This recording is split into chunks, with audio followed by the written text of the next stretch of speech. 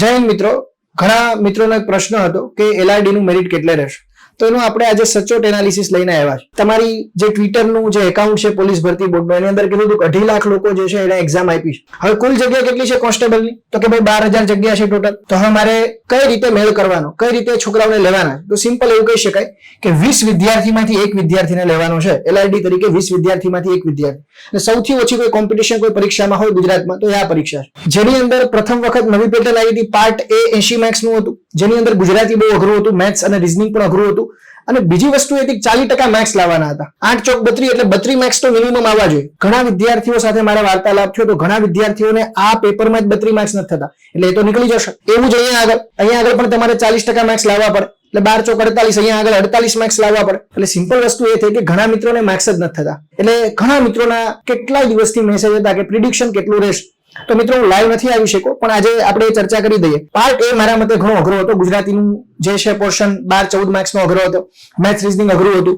Part B ની અંદર બંધારણ ઈઝી હતું, બંધારણ સહેલું હતું, 30 માંથી 25 માર્ક્સ આવી જાય. પણ જે બીજા વિષયો હતા જેમ કે GK, general science, okay, basic એન્વાયરમેન્ટના જે પ્રશ્નો હતા એ અઘરા હતા. તો મારા મતે મેરિટ કેટલું રહેશે? This is my opinion, +or-5 રહે.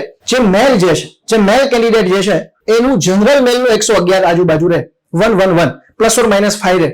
હવે આમાં કેવું હોય, આમાં જીપીએસસી જેવું ન હોય, આ ફાઇનલ રિઝલ્ટ આવે તો બધી જ પેલી જનરલની સીટો ભરાય. ધારો કે ઓબીસી માં પહેલો રેન્ક કોઈનો આવ્યો, પણ એની જે સીટ કેની કપાય? જનરલની. ધારો કે કોઈ એસટી નો કેન્ડિડેટ છે એનો પહેલો રેન્ક આવ્યો, તો જનરલ એ કોઈ કેટેગરી નથી, એટલે શરૂઆતની બધી સીટો કોની ભરાશે? જનરલની. એટલે ઓબ્વિયસલી જનરલ જે કેન્ડિડેટ જે છે અથવા જનરલ કેટેગરીનું મેરિટ કેવું રહે? ઉપર.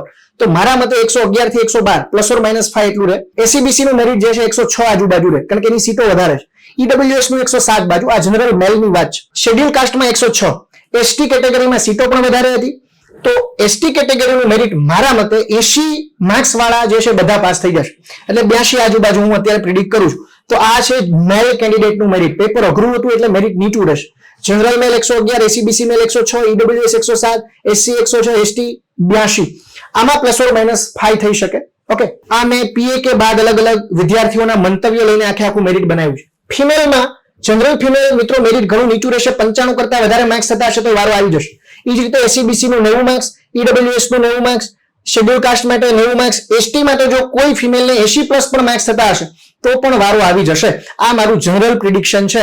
એટલે એલઆરડી માટે હું આ મેરિટ તમને પ્રિડિક્ટ કરું છું. આ બાજુ મેં મેલનું મેરિટ લખ્યું છે, આ બાજુ મેં ફિમેલનું મેરિટ લખ્યું છે. પણ જે મિત્રોએ રક્ષા યુનિવર્સિટીમાં કે એમાં ગ્રેજ્યુએશન કર્યું હશે તો એ લોકોને એડિશનલ માર્ક્સ પણ મળશે. સ્પોર્ટ્સના મિત્રોને પણ 5% એડિશનલ માર્ક્સ મળશે. તો જય હિન્દ, જય ભારત મિત્રો.